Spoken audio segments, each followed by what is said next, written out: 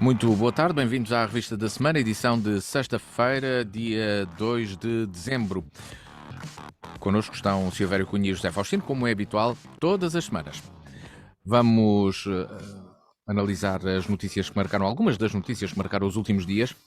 Começamos por uma que hoje teve mais desenvolvimentos, a remodelação mais recente no governo, com mudanças de secretários de Estado. 6 novos secretários de Estado tomaram posse esta tarde. Mas o governo que tomou posse em março já registra 7 saídas de governantes e algumas mudanças nas pastas da saúde, economia e finanças. E também do recém-criado cargo do adjunto do primeiro-ministro. Silvério Cunha, boa tarde, bem-vindo. Que comentário faz esta mais recente alteração governamental que envolve essencialmente o Ministério da Economia, ou provocada dentro do Ministério da Economia? O que é que muda neste Ministério? Bem-vindo. Muito boa tarde a todos. Ora bom, bem, eu não estou lá, eu não estou, eu o conheço é que vem na comunicação social e, portanto, não sei quais são, digamos, os mistérios que possa haver dentro do Ministério da Economia. A mim parece-me claro é que, em primeiro lugar, eu ponho a coisa em dois níveis. Em primeiro lugar, parece-me claro que havia uma certa, digamos, um desacordo intrínseco entre o ministro e o secretário de Estado, que no fundo não terão sido escolhidos por ele, mas terão sido imposições, digamos assim, do aparelho partidário do Partido Socialista, enquanto partido com a maioria absoluta que forma o governo. Portanto, é evidente que quando aparece um ministro independente com secretários de Estado que são, de algum modo, dependentes, digamos assim, de um partido ou têm outro tipo de, enfim, de dependências a esse nível, claro que põe sempre um problema que é este, até que ponto é que o ministro faz a sua, ou propõe a sua política ao governo de que faz parte, ou até que ponto é que sofre, digamos assim, as pressões e contrapressões que advêm do facto de parte da sua equipa não ser verdadeiramente a sua equipa, a sua escolha. Isso parece-me um bocado claro, parece-me que houve pessoas que saíram e que na verdade estariam em desacordo com ele, até porque já teria havido, digamos assim, em alguns casos, algumas conferências de imprensa, alguns comunicados, teria havido, portanto, como se sabe, houve discrepâncias que, obviamente, num ministério não podem acontecer. E o ministro manda duas, ou manda ou não manda. António Costa segurou o ministro, digamos assim, chamou a si depois uma pessoa de confiança que estava lá, os outros, enfim, acabaram portanto, saíram da esfera do ministro. Num certo sentido, eu penso que foi uma vitória do ministro, embora, evidentemente, tudo isso seja relativo, porque ministros independentes em governos partidários, ou têm um estatuto previamente definido, agora que começam, digamos assim, as minhas conjecturas. Portanto, a primeira conjectura é esta: os ministros independentes, quando estão em governos partidários, uma de duas, ou têm um estatuto muito bem definido, que a partir lhes foi oferecido quando eles entraram, ou então estão sempre numa situação que é uma situação um bocado sem pés nem cabeça. Porquê? Porque um ministro tem de trabalhar com secretários de Estado ou subsecretários de Estado da sua inteira confiança, e não é só isso, e entrosados do ponto de vista não só funcional, mas de um ponto de vista também, digamos assim, de ideias. Vamos pôr aqui assim a questão, não vou dizer ideológico, mas vou dizer de ideias, que é uma coisa que por vezes também faz a sua diferença. E claro, naturalmente, pressupõe-se que as pessoas se dão bem, embora ninguém tenha que ser, tenha que tomar o chá das 5 juntos para serem amigos, não é? Portanto, para colaborarem bem. Mas evidentemente tem que haver esse tipo de situação. Primeiro patamar. Agora, o segundo patamar, que é o que me parece mais importante, é o seguinte. Sabe, muita gente apontou isto como sendo um desgaste do governo para aqui e para acolá. Eu, por acaso, não entendo assim por uma razão, porque acho que é uma questão, digamos, de menor. É uma questão menor, até porque o ministro acabou por sair vitorioso. Este conjunto de saídas, a meu ver, tem a ver com outra coisa, é uma conjectura minha, não tenho nenhuma prova, não há nenhum zum-zum, quer dizer, eu não sei de nada, mas acontece que a sensação que eu tenho é esta. O governo governou o mandato todo anterior. E depois, quando se pensava que até podia haver uma reviravolta eleitoral, no sentido de haver uma alteração substantiva do ponto de vista eleitoral, isto não quando o Partido Socialista aparece com maioria absoluta. Ora, isso impõe a um partido de governo com maioria absoluta uma situação que é paradoxal e que já se notou noutros países, e até no nosso país se nota isso, se notou isso, por exemplo, com o caso das maiorias absolutas de Cavaco Silva, quando, o Primeiro-Ministro, bem entendido, e quando essas maiorias absolutas, depois, apesar de, no caso dele, as maiorias absolutas terem coincidido com a entrada de Portugal na União Europeia e, portanto, com um tipo de expansão que necessariamente tinha que ser muito, muito visível e num ambiente que não era de crise, digamos assim, no sentido absoluto do termo, para os termos em que Portugal entrou na União Europeia, bem entendido. Ora bem, quando isto acontece, mas como dizia eu, quando há este tipo de reviravoltas, os partidos têm que demonstrar uma coisa, que eu acho que é uma falha que no nosso país os partidos têm em geral. E sinceramente eu acho que os partidos maiores exibem isso de uma forma muito evidente, os partidos menores não exibem por uma razão muito simples, porque sozinhos não podem fazer governo nenhum e porque não têm capacidade de massa crítica suficiente para isso, que é o seguinte, é que é preciso ter ideias, e é preciso ter programas e saber para onde se vai. E acontece que com a pandemia e a seguir a guerra agora da Ucrânia, que veio pôr também, veio relançar os dados, mas com as pandemias, com o plano de resiliência, etc., tem que haver aquilo que eu chamo uma nova escolha, digamos assim, de políticas que não podem ser, evidentemente, só a gestão corrente e diária da coisa pública. E o que eu acho aqui, com toda a franqueza, digo, é que os partidos em geral, não estou a dizer com isto pessoas, porque nos partidos há pessoas com ideias, com boas ideias e com más ideias, e há pessoas que têm boas ideias sempre, mas isso não faz um partido. Os partidos têm que ter uma orientação clara sobre aquilo que se vai fazer durante algum tempo e com horizontes. Esses horizontes não são horizonte daqui a 6 meses ou daqui a um ano. E, portanto, tinha que ser no horizonte de uma nova legislatura. E a meu ver, o que acontece é uma coisa, é que os partidos, quando sofrem digamos, estes percalços, que neste caso é um percalço que, curiosamente e astuciosamente, é um percalço de uma maioria absoluta, eu diria assim, que não haveria crise no governo se o governo tivesse maioria absoluta. Isto parece um paradoxo, mas pode ser verdade. Acontece que, num caso destes, impõe-se que os partidos tenham, de facto, esse conjunto de ideias capazes de catalisar o quê? Os meios que existem e saber muito bem para onde se vai. Repare-se numa coisa curiosa, repare-se que este governo, nesse sentido, tem é muito titubeante. Por exemplo, a história do aeroporto continua, a história da questão da TAP. Há várias questões aqui que se têm colocado neste governo que são estranhas por uma razão, porque teoricamente não deveria haver aqui nenhuma tergiversação. Pelo contrário, não devia haver aqui nenhuma linha titubeante, pelo contrário, devia haver uma linha muito clara e definida. E para os próximos tempos. Os próximos tempos seriam a legislatura toda inteira, e em alguns casos, claro, que já aqui tenho definido, quando são questões muito importantes, deviam ser pactos de regime. Mas acontece que isso não existe. E a meu ver, isso traduz em quê? Em desorientação. E eu terminaria dizendo, no caso agora, voltando à questão da economia, ao Ministério da Economia, eu diria assim, o professor Costa Silva é um economista, portanto tem as suas ideias, é um homem independente, é um homem que tem ideias e fez até o plano do governo, veja-se bem, é um homem pragmático, já percebi, é uma pessoa que, portanto, não é uma pessoa que vá pensar em mecanismos complexos de planeamento, digamos assim, digamos, de complexo de planeamento do ponto de vista de modelos teóricos, é uma pessoa que tem, portanto, ideias muito recentes da cabeça, fez um programa, e sucede que agora o que era de esperar é que ele pudesse aplicá-lo. Pronto. Por isso é que ele foi chamado, porque senão não teria sentido ele ter sido chamado. Ele foi E chamado através para disso algo. mantém o seu poder dentro do governo e daí Agora, eu acho uma conseguir coisa, sair vitorioso eu acho, nesta remodelação, no seu terminando, eu diria entendimento. assim, o grande Sim. problema que se põe portanto, com estes governantes é o seguinte, é que aparentemente ele sai vitorioso, mas não sei se ele sai vitorioso na verdade. Porquê? Então, Porque acontece que, por esta razão, porque ele sendo independente, como é, e tendo as ideias bem assentes como tem, porque ele fez um programa, ele fez um plano, portanto, é uma pessoa que tem ideias bem assentes, é evidente que vai ter sempre um problema pela frente, que é o quê? Que é um Conselho de Ministros organizado com estruturas partidárias, que é todo um aparelho partidário que tem de querer qualquer coisa, e aqui eu volto, portanto, à minha crítica e com ela acabo. É que, a meu ver, o Partido Socialista está neste momento um bocado falho de ideias. E como está falha, diga-se de passagem que eu também acho que a oposição da falha de ideias, mas acontece mas quem governa é o Partido Socialista, e portanto o Partido Socialista é que tem as ideias, é que tem que as ter. E como está um bocado falho de ideias, evidentemente que um ministro destes acaba por até causar problemas que à partida são problemas que a meu ver são um bocado insolúveis, não é? E portanto acontece que eu acho que é um paradoxo dizer, mas é um bocado assim, ele sim. saiu, António Costa segurou, mas ao mesmo tempo, eu não sei se ele tem condições para vir a ser aquele ministro com aquelas ideias que apresentou e que tem e que gosta de vez em quando até de dizer o que são. E não pode ser Passo, desautorizado, bem entendido. José Faustino, usando aqui esta descrição, quase um ministro de regime, de um determinado momento do regime, será que António Costa Silva consegue isso? O que é que muda no Ministério da Economia e o que é que se passa no governo para andar com tanta remodelação até agora, em 7 meses? Não muda nada. Já todos percebemos, portanto, não é preciso ser um grande analista político para perceber isto.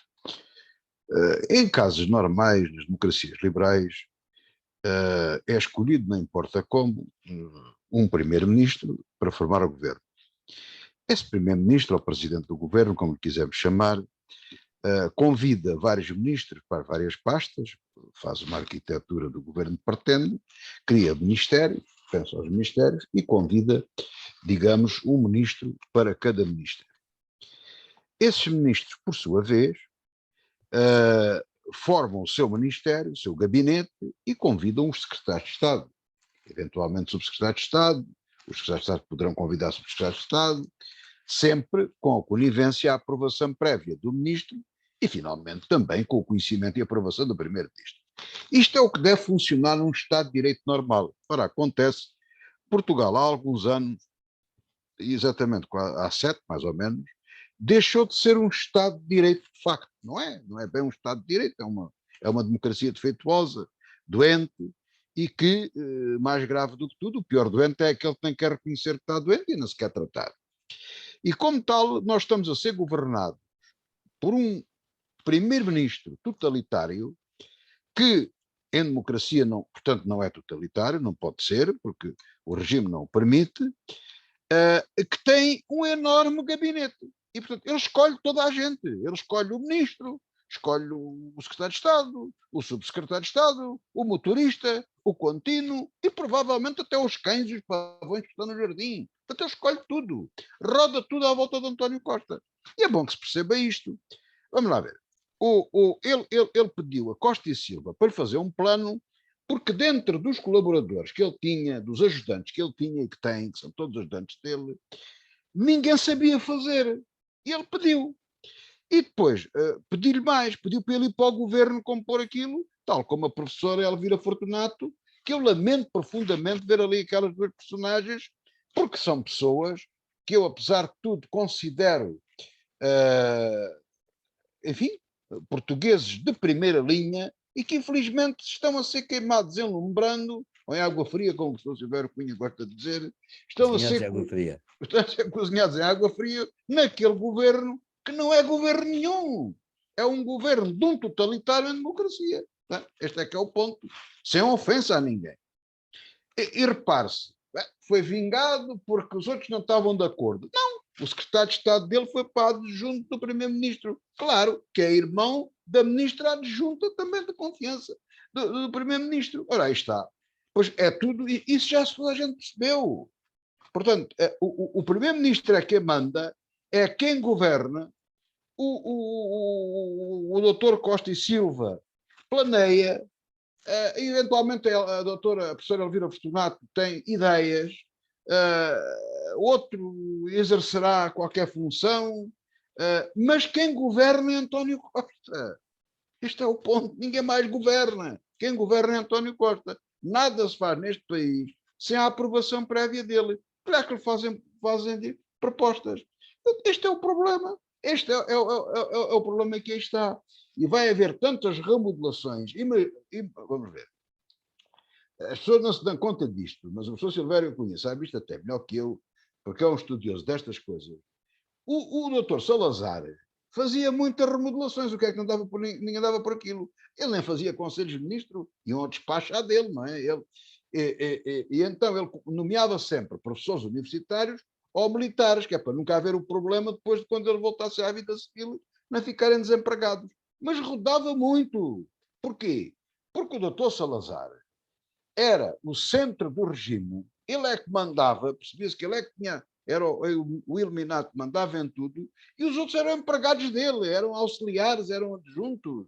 E agora é a mesma coisa. O iluminado, o inteligente desta coisa toda, é o doutor António Costa. E todos os outros são criados ou adjuntos a empregados dele. Portanto, com certeza que só se prestam a isto gente de segunda linha, gente de poucas qualificações, gente medíocre, digamos assim, que é aquilo que o governo tem.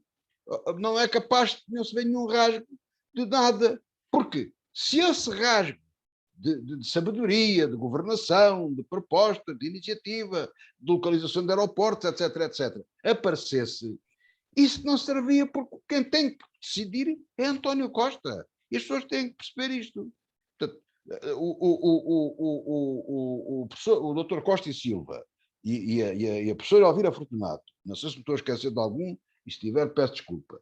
Essa gente faziam um grande favor a eles próprios sair dali o mais depressa possível. Eu sei que é muito aliciante. Quando alguém, imagine-se, eu que sou um borra-botas, não sou nada, imagine-se que o doutor António Costa, isto é um exemplo meramente académico, naturalmente, que me convidava para ministro de qualquer coisa. Eu, se calhar, deixava-me vai de ser, dizia assim, para contar aos meus netos, olha, o vosso avô foi ministro, claro, o António Costa só podia ser 15 dias, foi 15 dias ministro, mas era capaz de aceitar, não sei, há momentos de fraqueza, é pouco provável, há 1% dessa possibilidade, mas o resto, é preciso termos essa perspectiva. Eu vou terminar já. O governo de Portugal é esfiado por quem governa, que é António Costa, e os outros são meros empregados ou criados dele. Ponto final. E é lamentável que pessoas de primeira linha, como Costa e Silva e a professora Elvira Fortunato, se prestem a estar naquilo. Aquela gente Ou toda seja, são não vai haver empregados do mudanças. Dr. Costa. Uhum. Não, as mudanças Sim. vão haver quando for preciso, repara. Porque o outro meteu-se lá naquela trafunice dos 300 mil euros, que foi enganado lá por outro, foi um mero acidente de percurso. Não podia ser. Mas depois ele tem que ir buscar, repare-se que ele não foi capaz de ir buscar ninguém. Isto é lamentável, dá para pensar. Portanto, o próprio Partido Socialista é escasso em empregados para trabalharem para o Dr. António Costa. Ele teve que ir dentro do próprio governo. Portanto, ele tem que fazer ali uma moscambilha, tira de um lado para meter no outro. Agora, uma pessoa da sua inteira confiança, ele já não consegue encontrar em lado nenhum. Porque já ninguém tem paciência para aturar. É que não pode ser. Partimos porque então. Porque o currículo, à primeira vista, é um grande currículo ser ministro, secretário de Estado, seja aquilo que for. Mas depois ficaram queimados e com essa marca para o resto da vida.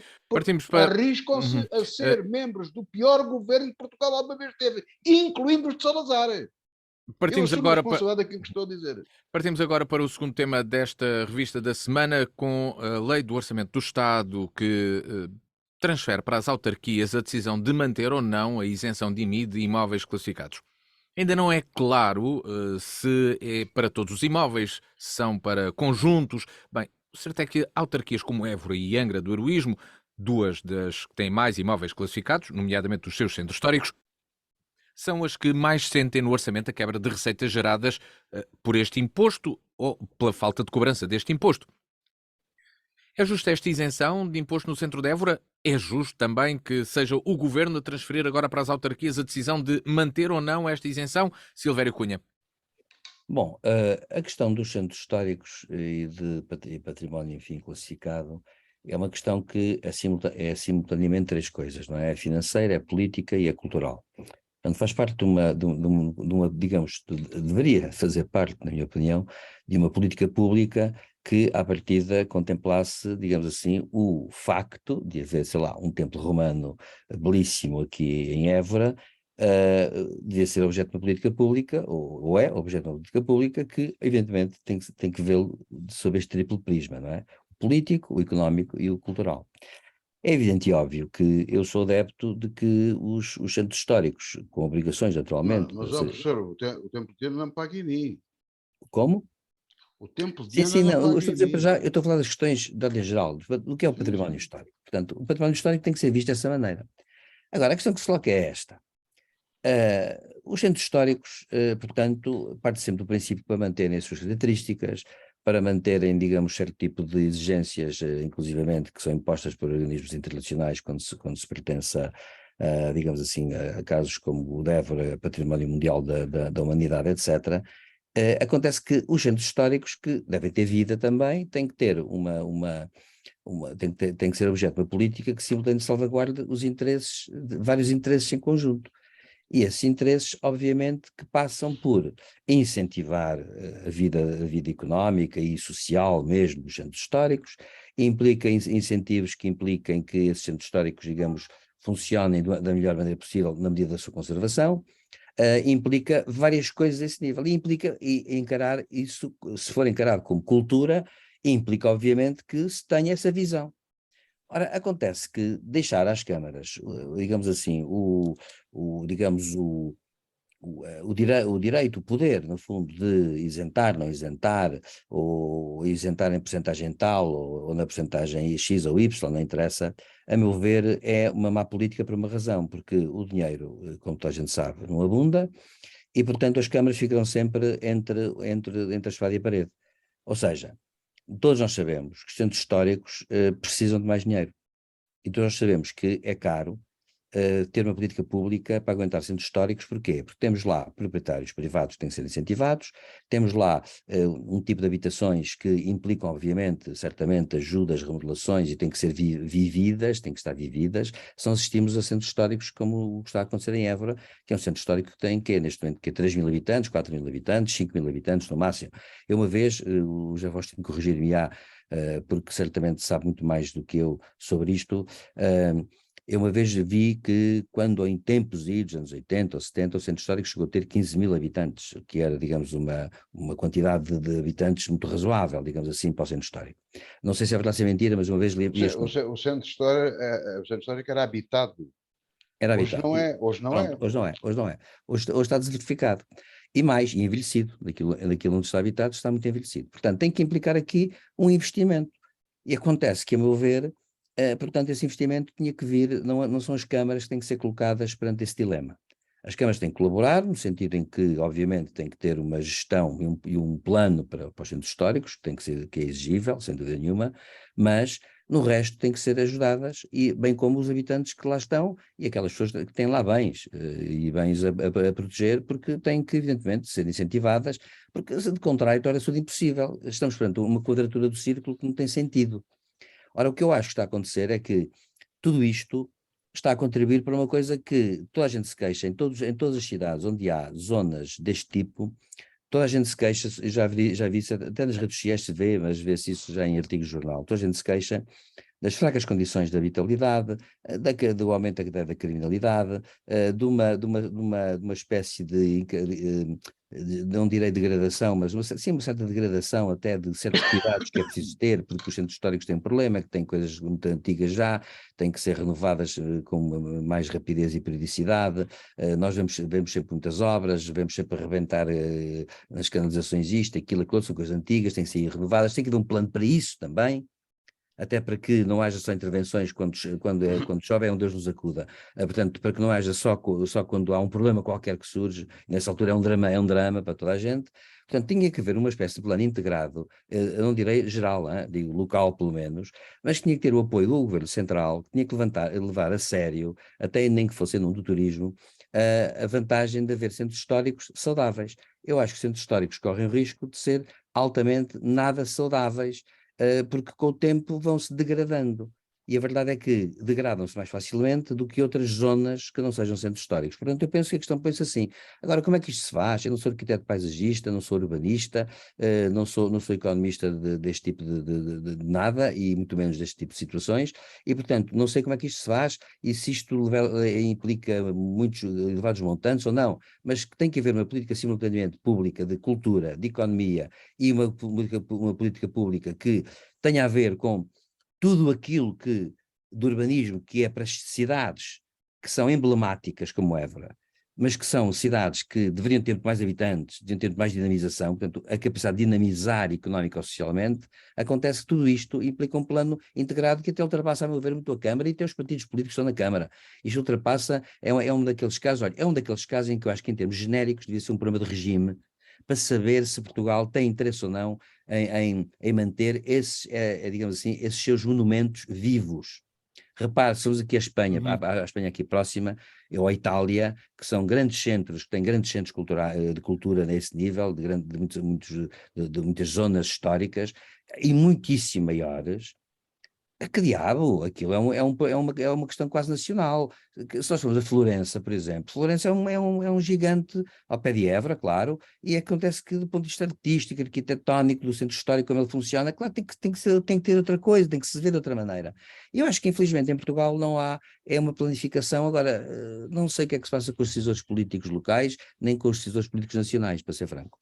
José Faustino, é justa esta mudança vá, de responsabilidade em decidir se o imposto deve ser isentado ou não no centro histórico de Évora ou noutros centros ou noutros imóveis classificados como transferiu a lei do Orçamento do Estado para o próximo ano? Isentados não devem ser.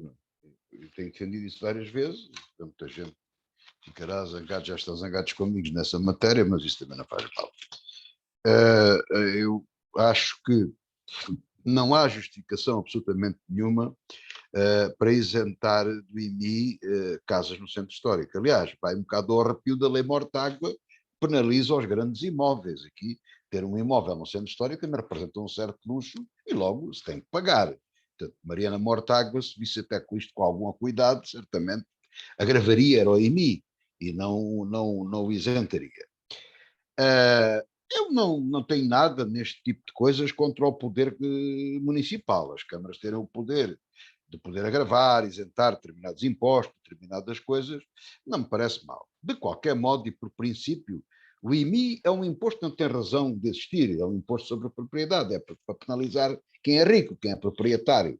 Eu acho que os únicos impostos, que tenho dito, que têm razão de ser, são aqueles que taxam os rendimentos. Uma pessoa que tem casa própria, seja no centro histórico, seja onde for, não tem que ser taxada em coisa nenhuma, nem no centro histórico, nem lá de nenhum. Mas que o IMI existe. Portanto, taxam o património. A situação diferente são os proprietários que têm casas arrendadas e, como tal, têm um rendimento. Mas sobre isso são taxados em IRS e as despesas de conservação e reparação feitas no centro histórico ou no outro lado qualquer são dedutíveis em IRS. Portanto, isso está perfeito, na minha opinião. Pode-se discutir se o imposto é alto, se é baixo, se deve pagar, se deve pagar, e eu discuto isso, mas dentro do regime que temos, a situação está equilibrada. A pessoa faz obras, desconta no seu rendimento. O problema coloca-se naqueles que não arrendam o seu imobiliário e nele habitam. Estão ou não devem estar ou não isentos de IMI. Eu acho que não devem estar. Agora, o que eles devem ter é um benefício semelhante aos proprietários. Claro, se toda a gente, se o IMI não existisse, isto estava resolvido à partida. Porque se vive em casa própria, não tinha rendimento. Se arrenda a casa, tinha rendimento e sobre esse rendimento pagaria a tal taxa de 28%, que é a que existe neste momento. E, portanto, isso estava resolvido. Mas como o IMI existe, no caso do centro histórico ou no outro lado qualquer, o que eu acho, admitindo que haja uma bonificação especial e uma atenção especial nos centros históricos, como o professor Silvério Cunha disse, porque nos centros históricos o imobilizado requer outra atenção e outro tipo de encargo, que lhes seja deduzido no IMI. Ora bem, vamos ver. Dois exemplos. Eu compro uma casa, tentando inverter o despovoamento do centro histórico, compro uma casa para ir ver para o centro histórico. A casa foi feita por uma empresa, vendeu uma casa, tudo arranjadinho. Se calhar ela nos próximos 10 anos não precisa de obras. Porquê é que eu hei de estar isento de mim? Porquê? A propósito de quê? Tem que acaiar, como toda a gente tem que acaiar a casa, tem que a conservar, como toda a gente tem. Ao fim de 10 anos fizer obras de fundo. Agora, aí sim, vamos ao segundo exemplo. Eu vivo no centro histórico, os que ainda cá estão. A sua casa vai-se degradando, necessitam de fazer obras. É possível, e o senhorio está disposto, desde que não lhe peçam mais do dobro do custo da obra em projetos e em burocracia, que é o que acontece, atenção, é bom que isso se perceba, devia-se começar por aí, começar a falar no licenciamento zero, responsabilidade dos arquitetos, etc, etc. Mas a pessoa, deixando agora isso, a pessoa faz a sua obra, gasta um determinado valor, e eu parece-me bem que uma grande parte desse investimento em conservação seja dedutível em sede de IMI, nem que seja por 10 ou 20 anos. Fez uma grande obra de remodelação na sua casa e muito provavelmente ficará sem pagar IMI durante 20 ou 30 anos. Isso a mim não me causa impressão absolutamente nenhuma. Agora, não fez obras nenhumas, porque não são necessárias. Comprou uma casa porque vive no centro histórico, é isento de IMI. Isto não faz sentido absolutamente nenhum. Ou existe IMI ou não existe IMI. Ou há moralidade ou pagam todos, como costuma dizer. Não há justificação para essa isenção. Há justificação para haver isenção das despesas em sede de IRS. Isso há. Ou IRC. Agora, a isenção de IMI direto, logo pelo facto de ser no centro histórico, aliás, é contra a natura, é contra todos os princípios da igualdade, da democracia, tudo o que se possa querer.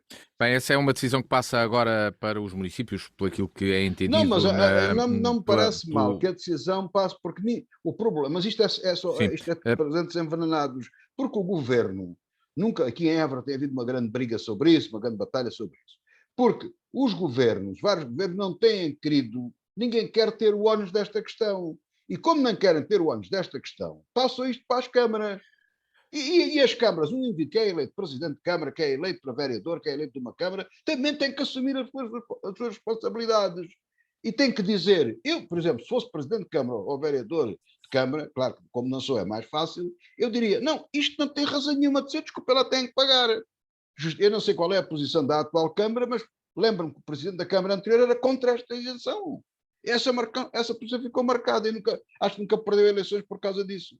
E, portanto, não, é uma questão de passagem de ónus, mas por outro lado, não me faz diferença nenhuma dar esse e outros poderes ao Executivo Municipal, não me faz diferença nenhuma, desde que também não se criem flagrantes desigualdades entre os cidadãos, não é? Vamos para o outro tema nesta revista da semana, o adiamento, mais um, da votação do diploma sobre a eutanásia. Os partidos justificam a decisão dada a importância desta lei. Entretanto, antes de ser adiada, Cavaco Silva fez questão de se fazer ouvir e dizer que esta lei de eutanásia seria inconstitucional, que a própria eutanásia é inconstitucional, e o Chega disse que o processo iria gerar uma nova lei também inconstitucional.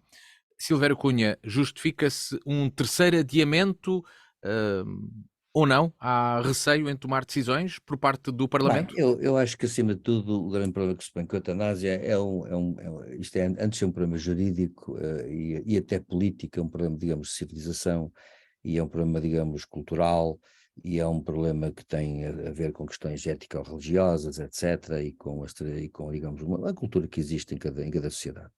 Há sociedades como a Suíça ou como a Holanda, onde a eutanásia é permitida, e acontece que lá não sobe especialmente, digamos, não há uma subida exponencial de casos de eutanásia, até porque a lei também é restritiva, as leis são restritivas a esse nível. Este projeto que vai ser analisado é muito restritivo, até dos mais restritivos a existir, será até talvez o mais restritivo a nível europeu. Mas acontece que isto liga-se com aspectos digamos, de identidade cultural, que com muita frequência toca, digamos, os pontos sensíveis, né, das pessoas. Pronto, acontece isso, como acontece com os tais assuntos fraturantes na sociedade. Portanto, essa é que é a questão que se coloca. E depois aí entra-se na interpretação das Constituições, quando se diz lá que a vida humana é inviolável, por exemplo. Claro que é inviolável.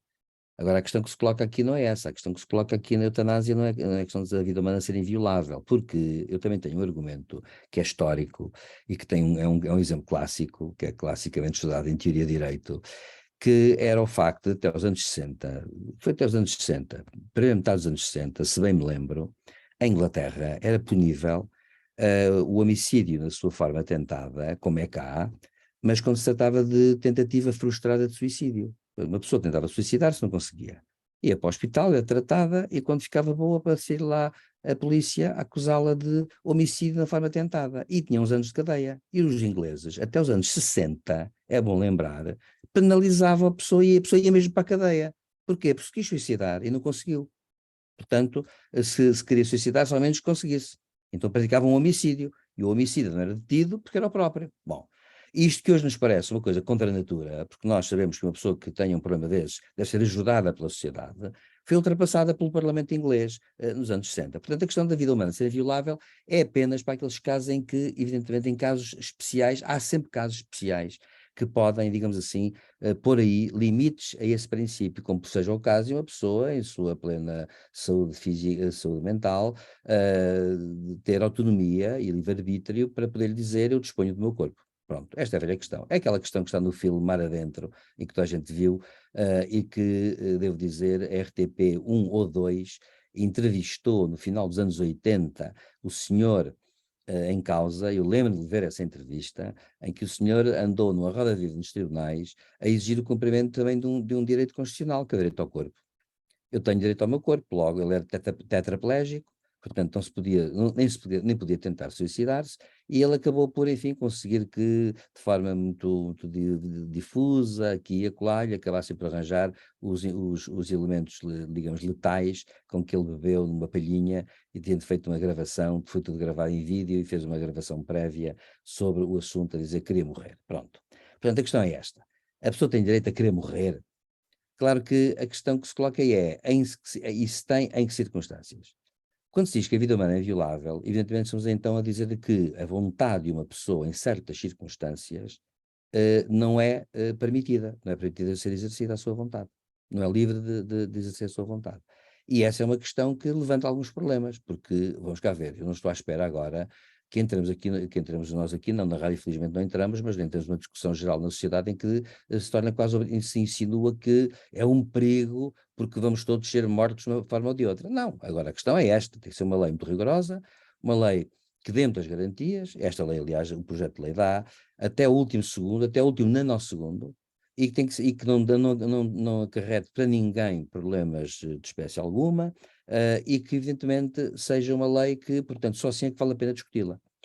Portanto, a questão coloca-se não em termos de dizer que a vida humana é inviolável, mas em termos de dizer que, em que termos, é que em certas circunstâncias excepcionais e com requisitos estritos, a vida humana pode ser, digamos, violada em nome e por vontade do próprio.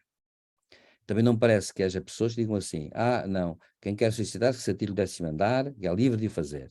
Isso aí não me parece que seja muito humanista dizer isso. Portanto, a questão que é esta, tem que haver qualquer coisa a esse nível. Agora, portanto, eu não quero confundir questões de direito com questões de ordem, digamos, ético-religiosa, porque acho que aí, naturalmente, cada pessoa tem direito à sua fé e ao seu livre-arbítrio. O que eu quero dizer com isto é, há que admitir casos excepcionais, sim, na minha opinião. Agora, há uma coisa que eu não ignoro, que eu quero também dizer. Aquela deputada, aquela senhora médica especialista em cuidados paliativos, a doutora Galriça Neto, que foi deputada do CDS-PP, que é uma especialista no assunto, é, por razões de toda a ordem, é contra a eutanásia. E eu já vi num debate com ela,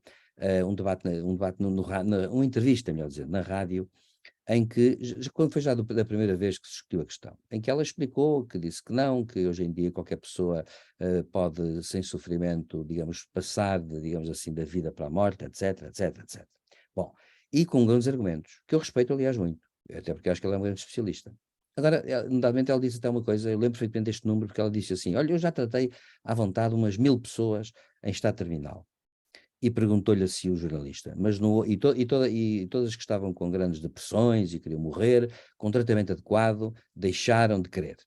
E o jornalista perguntou-lhe assim, fez duas perguntas. Primeiro, não houve uma, pelo menos, que tenha persistido? Ela disse, sim, é verdade que houve sempre. É claro que em 1000 haverá sempre, uma, duas, três, que apesar de tudo persistem na sua ideia. Segunda questão, então mas uma pessoa que quer morrer toma medicamentos para andar alegre, não tem direito a estar triste e querer morrer? É uma questão que é filosófica, e é uma questão muito profunda e que abala o tabu da morte, que é verdadeiramente o grande problema que se causa nas nossas sociedades. É que nós temos realmente na sociedade ocidental, temos um grande tabu frente à morte, sobretudo a partir da era moderna. Uhum. E sobretudo a partir do século XX, que com a tecnociência nós passamos a ter um sentimento de imortalidade. Ora bom, o que acontece é o seguinte, e para acabar, é que eu julgo que é uma questão que merece grande debate, e houve grande debate sobre isso.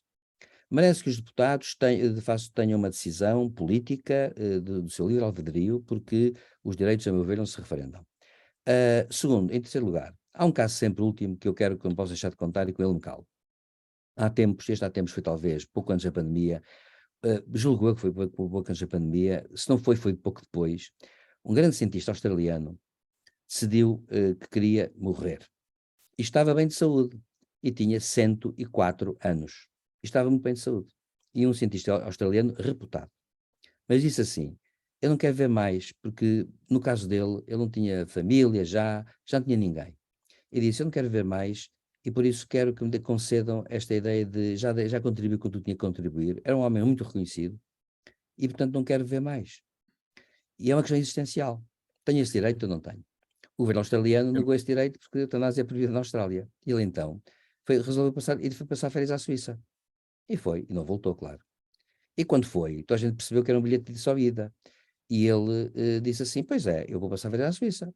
Agora, olha, é assim, eu tenho 104 anos, estou cansado de tanta vida, tive uma vida, aliás, recheada, preenchida, cheia, reconhecida, só tenho de coisas a dizer boas do mundo, mas na verdade, neste momento, mudei a minha perspectiva sobre a vida. E a Uhum. pergunta que se põe é: ele não é livre de mudar a sua perspectiva sobre da vida? Não há liberdade individual a esse nível? Ora bom, esta é a questão Fica a pessoal. questão. E, portanto, eu ponho a questão neste pé. Sim, Eu pessoalmente, deixa-me só fazer aqui uma declaração de interesse, que é a seguinte: eu pessoalmente devo dizer uma coisa, eu tenho as minhas dúvidas, digamos, transcendentais também, pessoal, do ponto de vista pessoal. uhum, Acho que as coisas não são fáceis. E vou-lhe sim. ser franco, e acho que só quem está metido numa situação daquelas que a lei prevê é que pode saber, no seu íntimo, se efetivamente se sente em condições de tomar uma decisão dessas.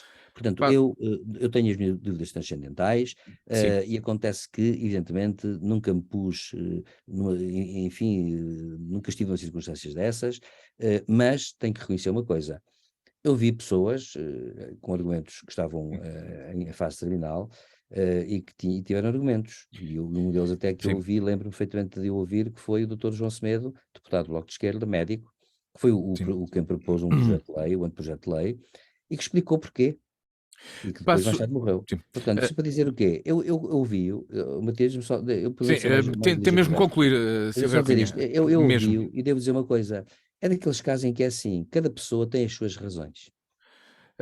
Precisamente por isso ou por essa dificuldade será a justificação do terceiro adiamento deste diploma, José Faustino, a lei da eutanásia que foi adiada no Parlamento. Já vamos ouvir o José Faustino, que se junta, que está neste. Eu quero Agora sim. aqui, eu quero aqui, tinha o microfone desligado, eu quero desde já fazer aqui uma declaração de interesse que é essa. Tal e qual quando se discutiu a interrupção voluntária da gravidez, eu disse que, do ponto de vista humano, eu sou contra. Porém, aceito que ela se faça em determinadas circunstâncias, e ainda bem que isso foi aprovado. Mas a interrupção voluntária da gravidez foi uma coisa discutida profundamente, houve um referendo, não foi aprovado, voltou a ser discutido e depois voltou outra vez a haver outro referendo e aí foi aprovado.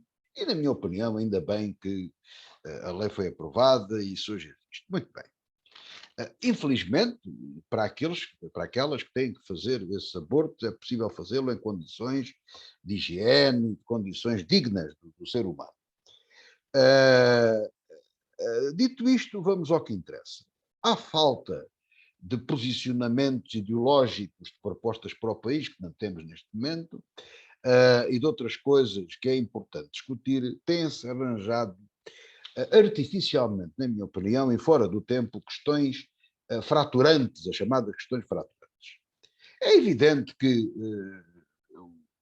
tal como eu puxo aqui a questão do aborto, porque ele está outra vez em discussão noutros países, aqui o problema parece estar resolvido, mas vêm estes assuntos, vem a eutanásia, e vêm outros mais, vem a igualdade de géneros, e vem para aí uma série de coisas, às vezes atingem mesmo o ponto da parvoíce, se me permitem, quer dizer, coisas completamente inconcebíveis, não têm nada a ver com a liberdade de cada um, nem com coisa nenhuma, e até prejudicam a liberdade das pessoas.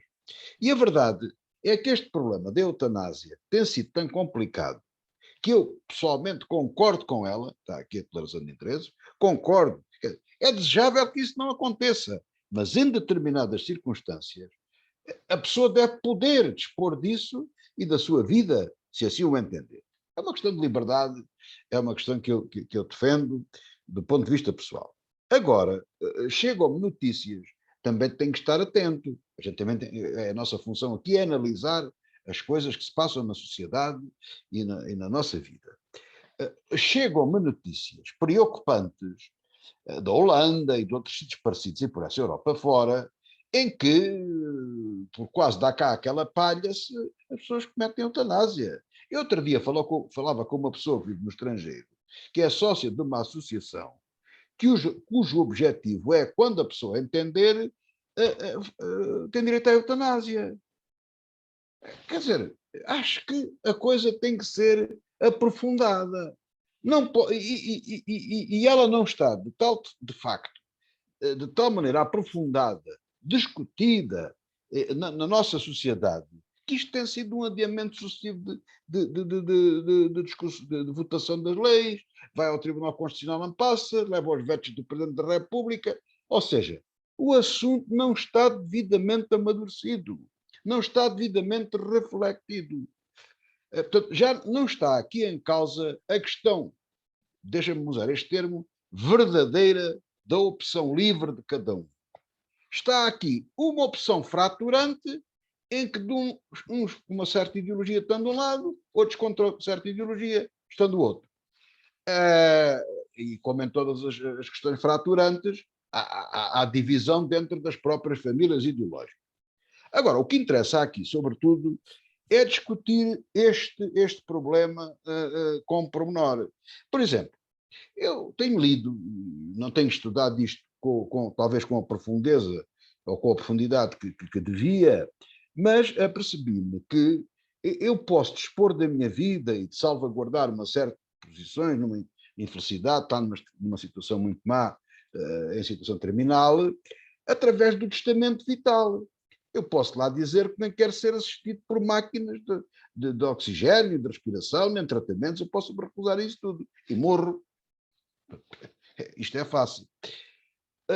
Para mim, o problema da eutanásia, numa análise rigorosa disto, um dos pontos que tem que ser aqui muito bem analisado é não haver nem um incentivo, nem um desincentivo a que a pessoa pratique a eutanásia. E o outro assunto é evitar que haja interveniente nisso. Haja um auxiliar, mas o ator principal tem que ser o próprio. Quer dizer, se uma pessoa não se pode mexer nem nos braços nem nas pernas, mas se conseguir morder com a língua, com os dentes, que se lhe meta um botão, um mecanismo nos dentes, ele aperta e aciona todo o mecanismo que se deve ajudar. Agora, ser outro que o mata, eu acho que isso deve evitar ao máximo. Deve ser o próprio, além de decidir, a carregar no botão. Para aqui disparar. Se não conseguir carregar no botão, temos que arranjar, e isso é que é reflexão, temos que arranjar um mecanismo qualquer, ou digital, ou eletrónico, ou pessoal, pedir a alguém da sua confiança, na presença de testemunha, de gente com credibilidade irrefutável, no campo da magistratura, etc, etc, etc, porque o campo científico já está mais que falado e acompanhado, e dizer, olha, dispara, pronto, a pessoa faz o sinal, que se entende, é testado, é visto, e faz para disparar. Porque eu também não queria, nem gostava de ver no meu país, nem gosto de ver em lado nenhum, que se comecem a matar os velhotes para ficar com as fortunas e com esse todo coisa. E chegam notícias que isso está a passar a alguns por esse mundo fora. Portanto, o problema é muito rigoroso e muito delicado. E eu, com toda a franqueza, não o vejo discutido com a profundidade que ele merece. Foi adiado, ainda bem, vamos adiar o tempo necessário e tomar uma boa decisão. Na interrupção voluntária da gravidez demorou-se muito tempo, houve uma ampla discussão, um amplo debate, tomou-se uma decisão. Foi tomada, está tomada e as coisas seguiram o seu rumo. Espero que aconteça o mesmo com a eutanásia. Entramos no último tema do programa de hoje. Como é habitual, na reta final falamos sempre sobre a guerra que acontece na Ucrânia. Joe Biden disse recentemente que está disponível para falar com Vladimir Putin em determinadas circunstâncias e condições, desde que o presidente russo e demonstre que quer terminar o conflito. Entretanto, na Europa, em diversos locais, nomeadamente em Espanha, foram enviadas cartas armadilhadas para embaixadas, para o próprio governo, para a Embaixada da Ucrânia, para o próprio governo espanhol e outras organizações militares espanholas. E ainda hoje, nesta sexta-feira, diversas embaixadas ucranianas pela Europa receberam também cartas com vestígios de sangue. No terreno, são poucas as mudanças. Há quem fale de uma tentativa das forças russas retirarem civis da zona de Zaporizhia, onde está a central nuclear, e poder existir aí uma nova retirada russa. Mas no Donbass a situação é complicada para as forças ucranianas, que têm sofrido diversos ataques dos russos. A primeira-ministra da Finlândia, que está na Austrália, veio dizer que a União Europeia não é suficientemente forte para fazer frente à Rússia sozinha. Precisa mesmo dos Estados Unidos. Silvério Cunha, uma análise a esta última semana de conflito. Bem, a última semana de conflito, isto costuma dizer, há aqui uma frase que hoje por acaso li num artigo que foi escrito num jornal em que dizia assim, as armas são infinitas, os ucranianos é que não são infinitos. Bom, o problema que se coloca com todas estas guerras, este tipo de guerras, é que a questão põe-se desta forma. Claro, a Rússia está a fazer aquilo que é, digamos, o tradicional nestas guerras, que é, portanto, os chamados cacarar tudo, incluindo, caindo ou tombando nos chamados crimes de guerra. Mas a coisa não é tão fácil como parece. Mas é porque faz porque deixam fazer. Sim, tá, certo, mas Porque acontece que, as regras estão viciadas, ó professor. pois estão, mas Mas acontece que, estão mas acontece viciadas. que a lei internacional proíbe claramente isso, e, portanto, embora infelizmente as potências tendem a fazer isso, também é verdade seja dita, e a Rússia acha que tudo isso é normal. A coisa, eu até diria mais, eu vou mais longe, por exemplo, a arrogância da Rússia neste momento até foi tão longe que Lavrov ontem veio chamar ao Papa pouco cristão, porque o Papa veio dizer que as forças russas vão ser cruéis na forma de fazer a guerra para aqui e para lá. Ele disse que aquilo era cristianismo, não era nada, porque no fundo, o que ele queria dizer no fundo era um bocado isto. Eu sei que há uma base histórica para isso, não é? Quando veio a Primeira Guerra Mundial, a Igreja Católica, por exemplo, em cada país que entrou em guerra, a Igreja Católica de cada país tomava partido de cada país, que é uma coisa muito curiosa. A Igreja Católica Universal não pregava a paz, pregava a guerra de cada país, em cada país, portanto, regionalizou-se, digamos assim. Ora bom, acontece que isto mostra só que, de facto, as sociedades humanas estão no plano, digamos, da guerra e no plano das inter-relações globais, estão mais primitivas do que, a meu ver, parecem. Parecem, elas não parecem, toda a gente vê que elas estão, nós é que estamos a normalizar isso. A Rússia está, portanto, a fazer aquilo que é o clássico dos crimes de guerra, que é atacar e bombardear populações civis e seus bens não militares, que não têm relevância militar. Para quê? Para infundir, por um lado, terror, medo, para infundir, portanto, digamos, infundir, claro, naturalmente baixas, como é evidente, e tornar a vida insuportável às pessoas que estão a governar esse país, porque torna a vida insuportável aos governados e, portanto, torna a vida impossível naqueles países. Bom, a verdade é que todos os países, as potências, a história recente ou a história mais antiga, basta recuarmos 50 anos, se recuarmos até 1973, ou 72, nós temos isso. Temos uma data de conflitos em que as potências usaram, infelizmente, infringiram o ius in bello, nomeadamente, digamos, o ataque às populações civis. E, portanto, é claro, a Rússia, com uma naturalidade gigantesca, aquela naturalidade que advém da potência típica que quer, pode e manda, infringe com toda a naturalidade todas estas normas. Portanto, é um elefante no meio da sala que está a dar cabo das porcelanas todas e depois ainda se queixa de uma coisa que é dos outros estarem a estragar as porcelanas. Quer dizer, é o elefante que as estraga, é o elefante e acusa os outros. É evidente que há muitas críticas, quem defende a Rússia faz sempre muitas críticas também, de acordo com a lei internacional, a outros casos que foram praticados no Ocidente. Mas isso, a meu ver, não é uma desculpa, por uma razão, porque assim, tudo o que se passou anteriormente, muito bem, está errado e é reprovável. Tudo o que se passa, tudo deve ser reprovado e tudo deve ser reprovado com a mesma intensidade. Agora, o caso em concreto é o que existe. E o que existe é verdade. É verdade uma coisa, por exemplo. A Rússia está a fazer na Ucrânia o que fez na Chechênia e o que fez na Síria. Claro que nessa altura ninguém disse nada. Esse é que é o erro do Ocidente. É que o Ocidente atraiçoou os seus valores através do realismo político. E o realismo político aqui é que não leva a nada, a lado nenhum. Não leva a lado nenhum. Porquê? Porque o realismo político, por definição, é despido de valores. E aquilo que nós temos andado a criticar na Rússia é os seus atos à luz de uma bitola de valores. Porque senão, vamos cá ver, senão era o vale tudo, e no vale tudo então até pode ganhar o mal. Não é? Ora bom, nós para termos legitimidade temos que efetivamente condenar isto com toda a força. Agora parece-me claro o seguinte, 2 pontos para acabar. Parece-me claro que a guerra vai continuar enquanto não houver aquele ponto, o tal ponto de impasse que as partes sentem como tal.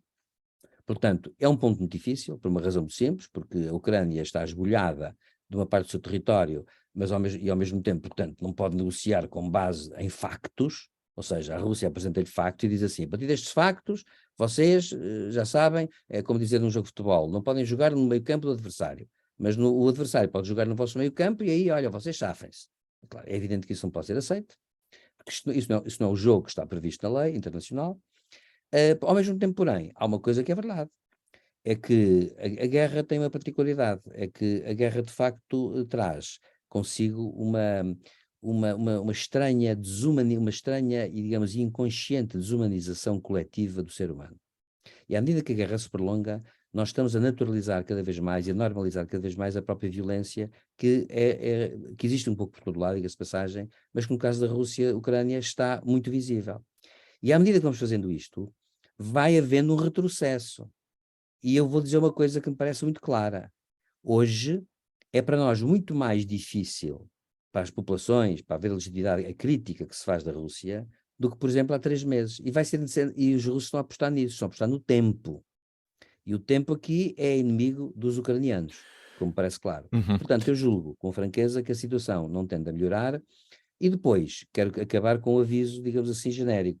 Eu sempre disse que isto é uma tragédia para o povo ucraniano.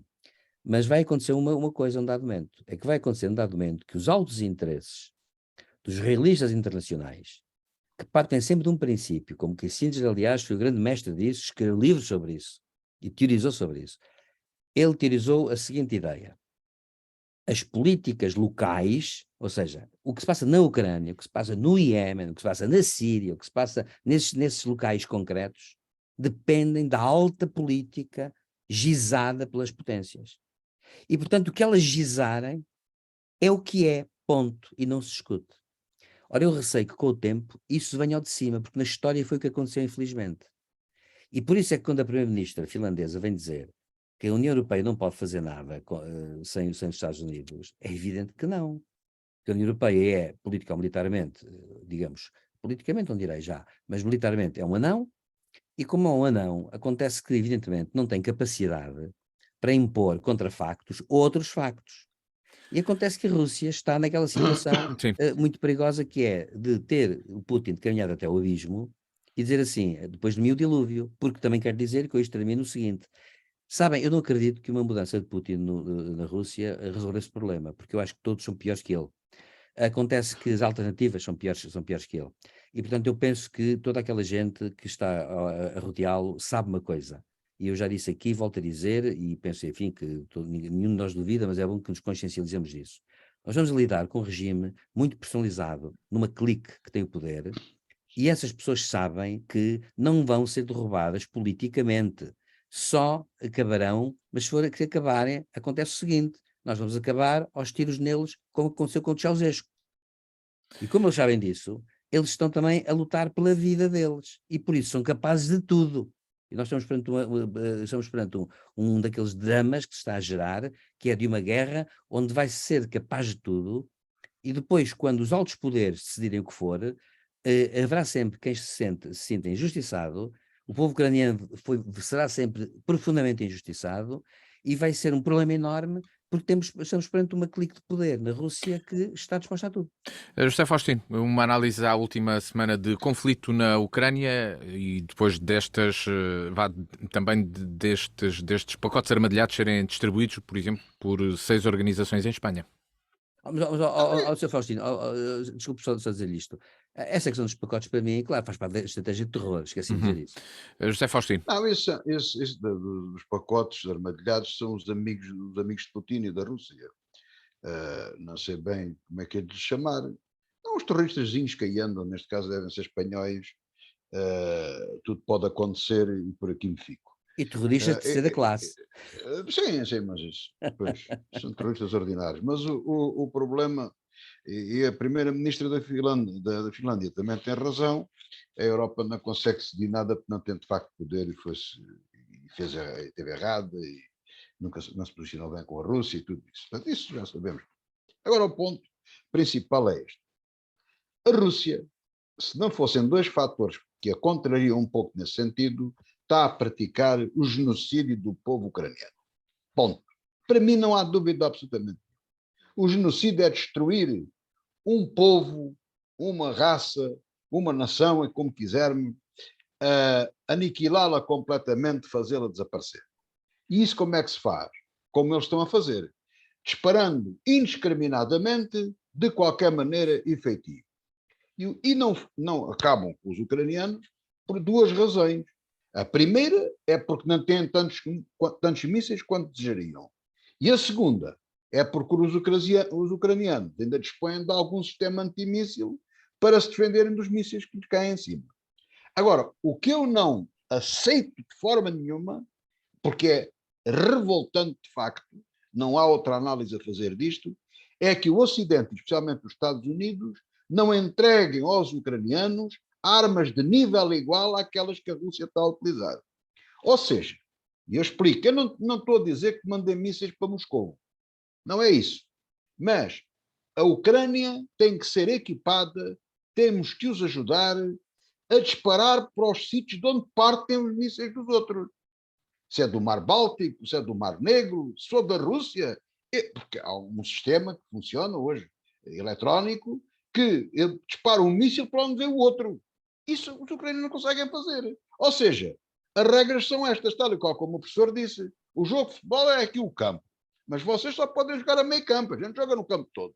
E vocês jogam ao meio. Quer dizer, os russos bombardeiam à vontade deles, porque em termos clássicos, com o inverno, com a neve, com tudo isso que está em frio, com o inverno, as tropas dificultam-se com dificuldade, e movimentam-se com dificuldade. E, portanto, a guerra no terreno está um bocado parada, a evolução é pouca.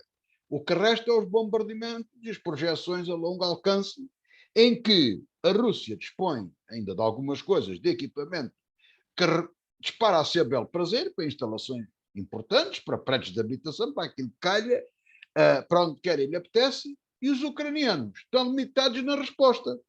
Até se põe em dúvida se andam a receber o sistema Patriot ou não. Isto é uma hipocrisia tremenda. É um erro, mais um erro estratégico dos Estados Unidos e da Europa e dos aliados.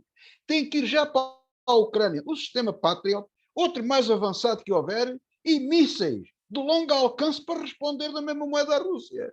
E se forem preciso cair na Rússia, têm que cair. O Putin tem arma nuclear. Pois que eu use. Que a gente também cá tem armas nucleares. Porque a Ucrânia não tem armas nucleares porque lhe foram tiradas e entregues à Rússia. Isto é uma hipocrisia tremenda. Ninguém diz isto. O que ali estamos a verificar é o genocídio do povo ucraniano. Claro. Já Faustino, desculpa a interrupção só. E há outra coisa que está a verificar-se, que é a ideia imperial da Rússia achar que a Ucrânia lhe é sua naturalmente. Sim, e que tem direito a exterminar tudo. Porque, repare, dir-se-á, não, os mísseis atingem as centrais elétricas, as infraestruturas. Pois claro, por enquanto, mas também atingem, quer dizer, então era o que faltava, isso não faz sentido nenhum. Se eles tivessem muitos mísseis, atiravam para as centrais e atiravam para os prédios. Assim atiram mais para as centrais e depois para os prédios, como já um general russo disse, ou alguém responsável, ou eles fogem ou morrem congelados. Portanto, é um extermínio completamente da Ucrânia. E nós não podemos permitir isto. Se não queremos entrar, se não queremos pôr as botas no terreno, eu até acho que devemos ser cautelosos nisso, sim, senhor, mas temos que dotar o exército ucraniano de armas de igual capacidade ou superior, em alcance, estou a referir, às russas. Esse é o ponto, porque é um jogo completamente desleal. O Ocidente não pode permitir isto não é humanamente possível, não pode ser. Vamos ver o que acontece nas próximas semanas deste conflito. Não, felizmente isso já se está a discutir, na cimeira da NATO isso já foi discutido, os americanos põem essa questão e eu espero que muito rapidamente isso seja tudo desbloqueado e que as armas cheguem o mais rapidamente possível à Ucrânia. Tanto mais que as armas que estes disparam já lá estão, só faltam as munições. Portanto, veja-se bem, dão-se munições com um certo alcance e não se dão as outras. Tem que se dar as munições todas. E assim chegamos ao final desta revista da semana com José Faustino e Silvério Cunha. Obrigado pela vossa análise a estes temas que marcaram a atualidade dos últimos dias. O encontro está marcado consigo para de hoje a uma semana, novamente sexta às 18, sábado também às 18 horas, sábado às 14, perdão, e sempre que quiser ouvir e ver em www.dnfm.com. O encontro está marcado então para de hoje 8 dias. Até lá, boa tarde. Boa tarde.